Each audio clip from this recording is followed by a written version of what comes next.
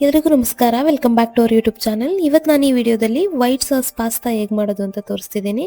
ನೀವು ಯಾವುದೇ ಥರದ ಪಾಸ್ತಾ ತೊಗೊಂಡ್ರೂ ಸ್ಪೈಸಿಯಾಗಿ ರೆಡ್ ಕಲರು ಮಾಡ್ಬೋದು, ಮತ್ತು ವೈಟ್ ಕಲರು ಮಿಲ್ಕ್ ಅಥವಾ ಚೀಸ್ ಅದೆಲ್ಲ ಯೂಸ್ ಮಾಡಿಕೊಂಡು ಮಾಡ್ಬೋದು. ನಾನಿಲ್ಲಿ ವೈಟ್ ಕಲರ್ ಪಾಸ್ತಾ ಹೇಗೆ ಮಾಡೋದು, ಕ್ರೀಮಿಯಾಗಿ ಸ್ವಲ್ಪ ಜ್ಯೂಸಿಯಾಗಿ ಹೇಗೆ ಮಾಡೋದು ಅಂತ ಈ ವಿಡಿಯೋದಲ್ಲಿ ತೋರಿಸ್ತಿದ್ದೀನಿ.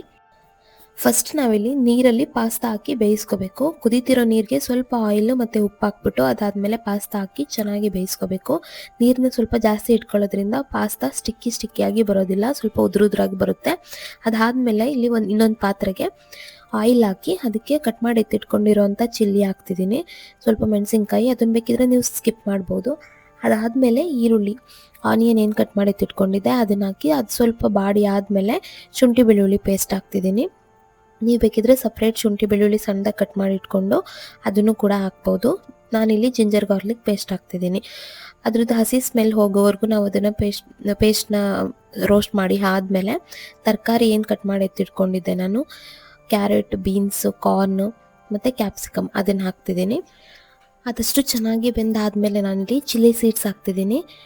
ಮೆಣಸಿನ್ಕಾಯಿದು ಸೀಡ್ಸ್ ಬರುತ್ತಲ್ವ, ಚಿಲ್ಲಿ ಫ್ಲೇಕ್ಸ್ ಅಂತ ಕರೀತಾರೆ, ಅದನ್ನು ಹಾಕ್ತಿದ್ದೀನಿ. ಯಾಕಂದರೆ ನಾನು ಇಲ್ಲಿ ವೈಟ್ ಸಾಸ್ ಮಾಡ್ತಿರೋದ್ರಿಂದ ಅದು ಸ್ವಲ್ಪ ಕೆಂಪು ಕಲರ್ ಬರಬಾರ್ದು ಅಂತ ನಾನಿಲ್ಲಿ ಖಾರದ ಪುಡಿ ಯೂಸ್ ಮಾಡ್ತಿಲ್ಲ. ನೀವು ಬೇಕಿದ್ರೆ ಇದನ್ನು ಸ್ಕಿಪ್ ಮಾಡಿ ಪೆಪ್ಪರ್ ಪೌಡ್ರ್ ಆ ಥರದ್ದೆಲ್ಲ ಯೂಸ್ ಮಾಡ್ಬೋದು. ಅದಷ್ಟು ಚೆನ್ನಾಗಿ ಬೆಂದಾದಮೇಲೆ ಹಾಲು ಹಾಕಬೇಕು.